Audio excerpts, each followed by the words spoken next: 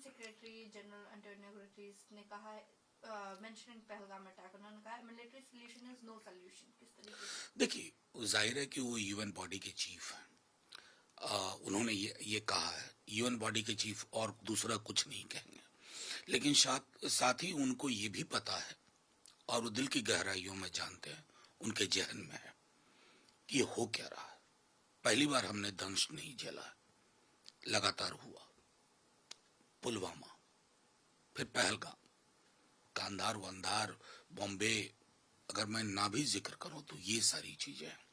एक देश जो फेल्ड स्टेट का, रोग स्टेट का उदाहरण है, जिसके लोगों को अभी तक जमहूरियत का एक्सपीरियंस नहीं हुआ, वहां से जब कुछ प्रयोगशालाएं इस तरह की गतिविधियों को अंजाम देते हैं, कृत्यों को, कुकृत्यों को अंजाम देती है, तो जाहिर है कि यूएन को उस दिशा में भी कुछ संज्ञान लेना चाहिए। देखिए, जाहिर है कि वो यूएन बॉडी के चीफ हैं।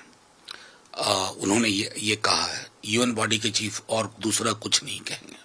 लेकिन साथ ही उनको ये भी पता है, और वो दिल की गहराइयों में जानते हैं, उनके जहन में है कि ये हो क्या रहा है। पहली बार हमने दंश नहीं झेला, लगातार हुआ।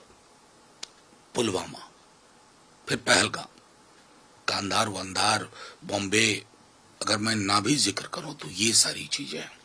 एक देश जो फेल्ड स्टेट का, रोग स्टेट का उदाहरण है, जिसके लोगों को अभी तक जमहूरियत का एक्सपीरियंस नहीं हुआ, वहां से जब कुछ प्रयोगशालाएं इस तरह की गतिविधियों को अंजाम देते हैं, कृत्यों को, कुकृत्यों को अंजाम देती है, तो जाहिर है कि यूएन को उस दिशा में भी कुछ संज्ञान लेना चाहिए। चिंता इस बात की नहीं है कि एमएचए ने कहा है, मुझे चिंता इस बात की है कि ये सारी चीजें जो हमारी तैयारियों का हमेशा से अभिन्न हिस्सा रहा है, इसको मीडिया में क्यों हम सेलिब्रेट कर रहे हैं।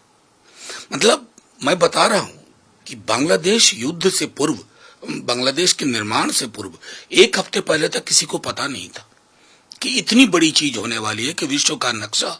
ये क्या होता है ना, रिटोरिकल रियलिटी में जब हम जीते हैं तो यही चीजें, सारे टेलीविजन चैनल को देखो, आपने ये सवाल पूछा, अब इस पर पूरे दिन बात।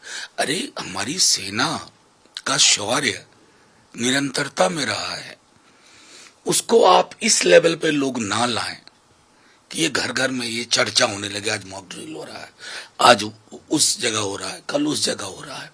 ये चीजें बहुत ही संजीदगी से हैंडल करने की जरूरत है, और मीडिया को भी एक सीमा रेखा तो बनानी होगी, क्योंकि आपकी रिपोर्ट सिर्फ यही नहीं देखी जाती है, कई और जगहों पर जाएगी जहां हम नहीं चाहेंगे कि उन्हें हमारी ताकत का, हमारे प्रिपरेशन का अंदाजा हो।